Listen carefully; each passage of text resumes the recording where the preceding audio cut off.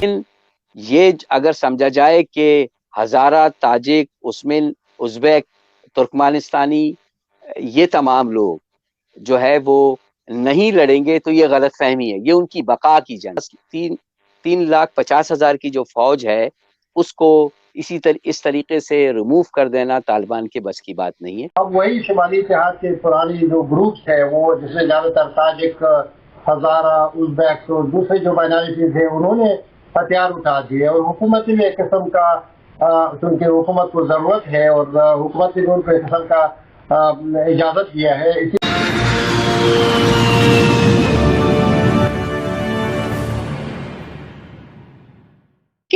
آپ اس وقت کیا دیکھ رہے ہیں کہ یہ جو سینیریو ایک بنا ہوا ہے کہ اب تو بلکہ میں کل جو دیکھ رہی تھی وہ تو یہ نظر آ رہا تھا رات کے ٹائم میں کہ جو چند گھنٹوں کے فاصلے پر ہیں وہ کابل سے، تو یہ جو سچویشن ہے اس میں آپ کو کیا لگتا ہے کہ جو ایک خوف اور ڈر ہے وہاں پہ سول وار کا، اور اس کے بعد یہاں پر جو فینس ہے، جو بارڈر ہے یہاں سے ظاہر ہے کراس کر کے نہ صرف یہ کہ لوگ بلکہ دہشت گردی بھی آنے کے، تو اس کو آپ کیسے دیکھ رہے ہیں؟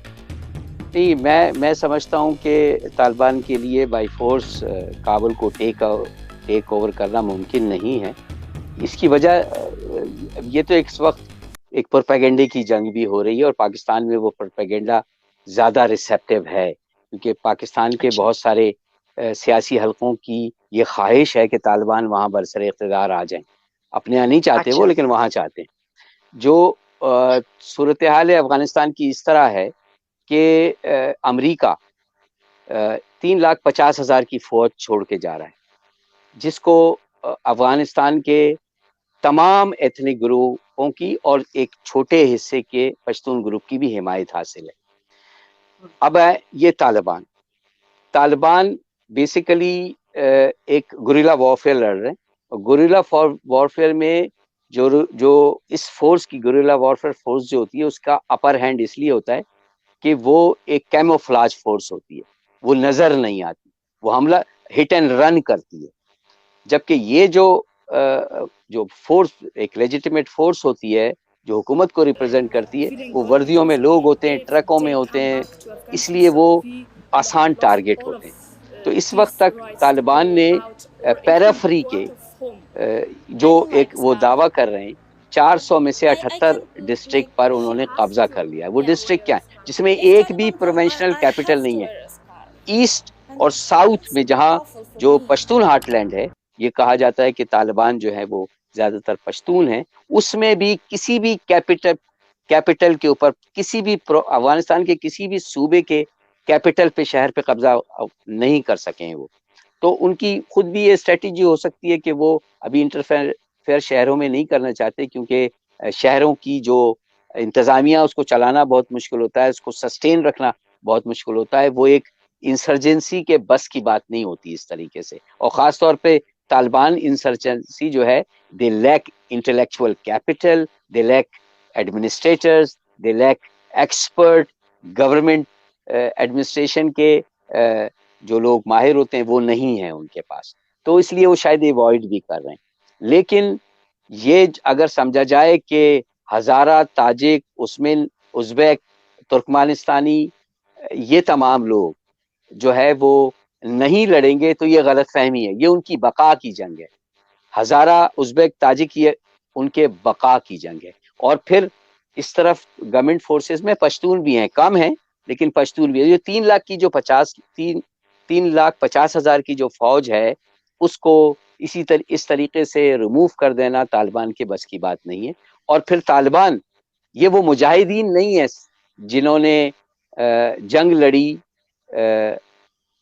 کابل کے خلاف 79 سے لے کے 88 تک، یہ وہ مجاہد، آپ اس کا میگنیچیوڈ دیکھیں ان مجاہدین کا، پوری دنیا ان کے ساتھ تھی،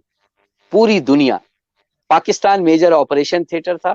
وہاں سے یہاں سے ان کو کمک ملتی تھی، ٹریننگ ملتی تھی، اور اس لیے مجاہدین ایک ڈیفرنٹ سٹوری۔ لوگ کہتے ہیں نا کہ مجاہدین کی طرح وہ واک اوور کر لیں گے کابل کو، ایسا نہیں ہے، بہت زیادہ ریزسٹنس ہوگی، نہیں سوال ہی نہیں پیدا ہوتا، اور وہ لڑیں گے بہت ہی طریقہ۔ میں ان کی فوج بھی ٹھیک ہے کہ اس میں پشتون کم ہے اور وہ بہت ریج فیس کر رہے ہیں، لیکن وہاں بہت بڑی لڑائی ہوگی، اور افسوس کی بات ہے کہ اگر کابل اور پاکستان کے درمیان ٹینشن نہ کم ہوئی اور پاکستان طالبان کو کنونس کرنے میں کامیاب نہ ہوا تو یہ جنگ پاکستان میں بھی بہت بری طریقے سے 2 ہفتوں میں بھارتی وزیر خارجہ جے شنکر نے 2 دفعہ قطر کا دورہ کیا، اور امکان ظاہر کیا جا رہا ہے کہ اس دوران ہی افغان طالبان کے نمائندوں سے ملاقات کی گئی ہے، اور بھارتی میڈیا یہ دعویٰ کر رہا ہے کہ ان رابطوں کے پیچھے بھارتی نیشنل سیکیورٹی ایڈوائزر اجیت دول ہیں، یعنی خطے کے تمام ممالک افغانستان کے معاملے پر متحرک ہیں۔ امریکی انخلا جاری ہے، اور اب تک طالبان اور افغان حکومت کے درمیان کوئی سیاسی حل نہیں نکلا ہے، اور اب طالبان مخالف ملیشیاز بھی متحرک ہو چکے ہیں۔ افغان حکومت اس حوالے سے خود ایکٹیو نظر آ رہی ہے۔ سمیع اللہ یوسف زئی سینئر صحافی اور ماہر افغان امور ہمارے ساتھ موجود ہیں۔ سمیع یوسف زئی صاحب، بہت شکریہ ہمیں شو میں جوائن کرنے کے لیے۔ صاحب، اس وقت جو معاملات نظر آ رہے ہیں، مختلف ملیشیاز بھی اکٹھے ہو رہے ہیں، خود افغان حکومت اس حوالے سے بات کر رہی ہے، کیا بہت تیزی سے خانہ جنگی کی ہی طرف خدا نخواستہ افغانستان بڑھتا نظر آ رہا ہے؟ اصل میں پہلے سے ایک خانہ جنگی ہے، ایک طرف بھی افغان مر رہے ہیں، دوسری طرف بھی افغان مر رہی ہے، لیکن تھوڑا سا وہ صورتحال تبدیل ہو گئی۔ اب جو 9/11 سے پہلے جو طالبان کی حکومت تھی اس وقت ان کے خلاف جو ریزسٹنٹ ہو رہے تھے، جس کو پاکستان میں شمالی اتحاد کہا جاتا تھا، اب وہی شمالی اتحاد کے پرانی جو گروپس ہیں، وہ جس میں زیادہ تر تاجک، ہزارہ، ازبیک اور دوسرے جو مائنارٹیز ہیں، انہوں نے ہتھیار اٹھا دیے، اور حکومت میں ایک قسم کا چونکہ حکومت کو ضرورت ہے اور حکومت نے ان کو ایک قسم کا اجازت دیا ہے، اسی وجہ وہی شمالی اتحاد کے پرانی جو گروپس ہیں، وہ جس میں زیادہ تر تاجک، ہزارہ، ازبیک اور دوسرے جو مائنارٹیز ہیں، انہوں نے ہتھیار اٹھا دیے، اور حکومت میں ایک قسم کا چونکہ حکومت کو ضرورت ہے اور حکومت نے ان کو ایک قسم کا اجازت دیا ہے، اسی وجہ سے انہوں نے شمالی اتحاد کا جو ایک بڑا بندہ ہے، ان کو بسم اللہ خان کو، ان کو ڈیفنس منسٹر بنا دیا، اور انہوں نے پہلے بیان یہ دیا کہ اب قوم اور افغان نیشنل سیکورٹی فورسز اکٹھے طالبان کے خلاف لڑیں گے۔ اس کے بعد افغانستان کے مختلف صوبوں میں کل سے جو پرانی جو ایک جہادی گروپس تھے، ان کے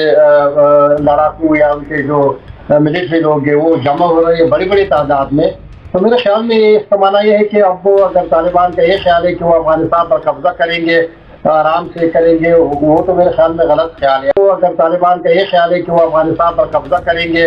آرام سے کریں گے، وہ تو میرے خیال میں غلط خیال ہے۔ اب اس کی جو پریکٹس ہے، مثلا ترکی بڑا سپورٹ کرے جنرل دوستم کو، ایران شیعہ مذہب کے لوگوں کو اور ہزارہ کو سپورٹ کریں گے، دوسری گروپ تاجک کو سپورٹ کریں گے، تو میرے خیال میں وہی طرف جا رہی ہے یہ صورتحال، جس طرح 9/11 سے پہلے طالبان اور دوسرے افغانوں کے درمیان تھا۔